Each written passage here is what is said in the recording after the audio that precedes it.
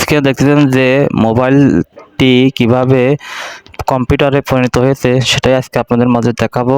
তো আপনারা কেউ স্কিপ করবেন না। তো সরাসরি চলে যাবো আমরা মোবাইলে। তো সেটা আপনাদের মাঝে দেখাবো। তো যদি আমার এই চ্যানেলটি সাবস্ক্রাইব করে না থাকেন অবশ্যই সাবস্ক্রাইব করে পাশেই থাকবেন। ধন্যবাদ সবাইকে। এতক্ষণ চলুন আমরা স্ক্রিনে চলে যাই।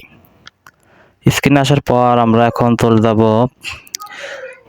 গুগল প্লে স্টোরে। গুগল প্লে স্টোরে গিয়ে সার্চ বক্সের পর একটি ক্লিক করব।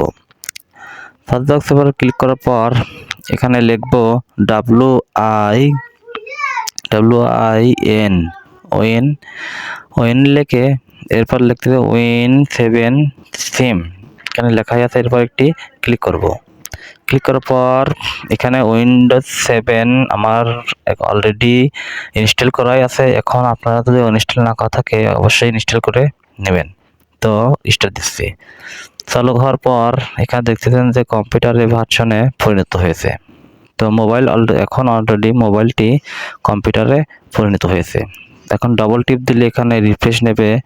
তো রিফ্রেশ নেওয়ার পরে এখন এখানে একটা ফোল্ডার তৈরি করব। তো দেখতেছেন তো এখানে ফোল্ডার একটা তৈরি করছি। তো এখানে যে কোনো একটা কিছু লিখতে পারবেন, সমস্যা নেই। আর যদি ভিডিওটি ভালো লেগে থাকে অবশ্যই চ্যানেলটি সাবস্ক্রাইব করে রাখবেন এবং ভিডিওটি ভালো লাগলে অবশ্যই একটি লাইক দেবেন। এরকম নতুন নতুন ভিডিও পেতে আমার চ্যানেলের পাশে থাকবেন।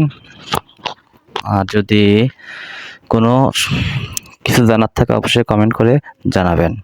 তো এই দেখতেছেন যে এখানে সব কিছুই রয়েছে আপনার মোবাইলের সমস্ত সেটিং, মানে যেগুলো সেটিং সব কিছু এক পাশেই রয়েছে। আপনারা এখানে টানলেই সব কিছু দেখতে পারবেন।